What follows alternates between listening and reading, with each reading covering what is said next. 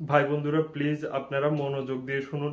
পাকিস্তানের তরফ থেকে সাইবার অ্যাটাক চালু হয়ে গেছে। মানুষের ফোনে ভরে ভরে আননোন নাম্বার থেকে কল, মেসেজ বা বিভিন্ন ধরনের লিঙ্ক আসছে। আপনারা প্লিজ কোনো ধরনের ফোনের কলের, মেসেজের বা লিঙ্কের ক্লিক করবেন না। কোনো ফোনের আননোন নাম্বারের মেসেজের জবাব দেবেন না। প্লিজ আপনাদের রিকোয়েস্ট করা হচ্ছে, কোনো ধরনের মিম, সোশ্যাল মিডিয়া, ইনস্টাগ্রাম, ইউটিউব যেখানেই হোক আপনারা কোনো ধরনের লিঙ্কে ক্লিক করবেন না প্লিজ।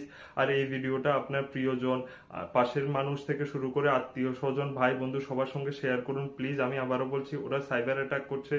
আপনার অ্যাকাউন্ট হ্যাক হতে পারে আর সেটার মানে ভুল ইউজও করতে পারে। সেজন্য বলছি, কোনো ধরনের লিঙ্ক 1%ও আপনারা প্লিজ ক্লিক করবেন না। কোনো ধরনের ফোনের আননোন নাম্বারের জবাব দেবেন না কলের।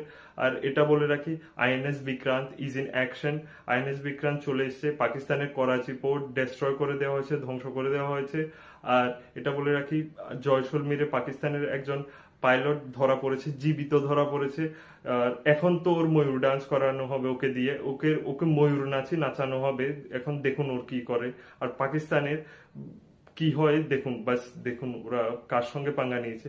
এটা বলবো যে ইন্ডিয়ান আর্মির সঙ্গে থাকুন, ভারতের আর্মির সঙ্গে থাকুন, আর ইন্ডিয়ান আর্মির ভরসা রাখুন। আমাদের ইন্ডিয়ান আর্মি অনেক শক্তিশালী, অনেক পাওয়ারফুল।